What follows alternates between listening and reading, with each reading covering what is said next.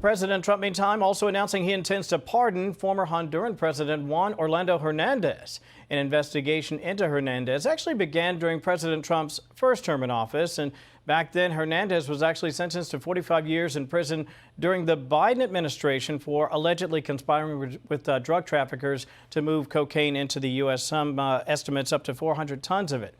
The president says now he is hoping to move beyond that. Meantime, he's also doubling down on his threats on Venezuela, with the possibility of taking action on drug traffickers on land in that country, and perhaps very soon. In fact, this morning on Truth Social, he warned pilots and traffickers that they should consider the airspace above Venezuela to be closed. I want to bring in Fox contributor and former CIA station chief, the great Dan Hoffman. Dan, I have to say, I'm not surprised the president is attacking it from this perspective, but should we take from what he's done thus far, not just by positioning assets in the region and shutting off airspace, for lack of a better description, does that mean a land offensive is imminent?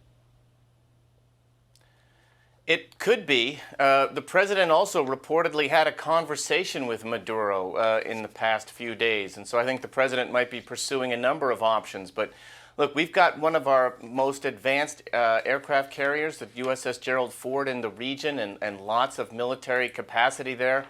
If we attack Venezuela on land, that's an act of war. And so I think the president would do well to address the nation. I think that Secretary Hegseth and Secretary Rubio should be engaging with the Congress with oversight, so that the Congress is fully informed of the president's plans and intentions, so that if we do take action, we're in a one team, one fight kind of scenario. Well, the president said this. I want to play a little sound. He basically laid it out point blank. He's warning drug traffickers, we're coming after you. Listen to this.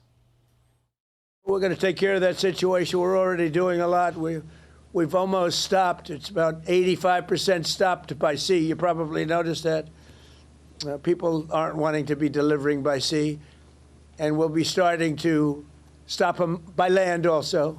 The land is easier, but that's going to start very soon. We warn them, stop sending poison to our country. It's one thing to interdict over international waters. It's a whole other can of worms to actually attack a country, especially by way of land and perhaps even by air. You've seen circumstances like this play out before. There's a wide latitude, Chief, as I understand it, when it comes to terrorism. Isn't that right?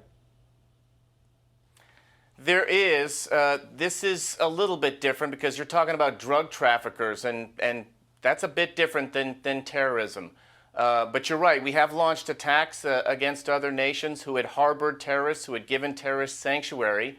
But I find that to be a little bit different than the current situation. I think the president would do well to present the evidence that we have to the American people. We're a bit wary, I think, U.S. citizens, of engaging in foreign conflicts. We saw what happened in Iraq and Afghanistan, where we didn't have a real clear handle on what our strategic objectives were going in and what were the objectives for us to get out. And so I think that the president would do well to outline that and to have his key cabinet officials provide additional background, perhaps even behind closed doors, but also for full transparency overtly to the American people. Real quick, I want to get your thoughts on this sound. This is Riley Moore, congressman from the great state of West Virginia, again, discussing the notion that we understand what happened in the catastrophic departure from Afghanistan. A lot of people came here. We didn't really have full vetting. We don't have the systems in that country, quite frankly, to really know who they all are. I want to get this sound and get your reaction about, again, the withdrawal and the risk to America. Listen. He should have never been in this country to begin with. We had over 80,000 Afghan nationals piled into the United States. We don't know these people. We don't know who they are. This is the first time that I can recall the United States government brought a terrorist into our country. It is a really strong take, and I think a lot of people feel exactly like he does. Your thoughts, 30 seconds. Look, I think administrations have to deal with the consequences of their predecessors. We've got a war in Ukraine that began under President Biden's administration. We had the chaotic withdrawal from Afghanistan for all that entails. Terrorists like Al-Qaeda and ISIS enjoying open field running like they did before 9/11, and the Afghans who came to the United States, to the extent to which they were not vetted or not vetted properly, I'm sorry to say that's now the Trump administration's challenge. They're going to have to figure out a way to do it with Department of Homeland Security and FBI, and then any connections to overseas terrorists, that's over to the intelligence community, CIA primarily. Yeah, got to get after it. And I think you were really sharp when you said, quite frankly, sometimes vetting is that day's vetting. It doesn't necessarily mean anything moving down the line. You have to stay in contact with these individuals, especially those who are coming back home from the battlefield. Dan Hoffman, thank you as always. I appreciate your time today. Have a good weekend. Thanks.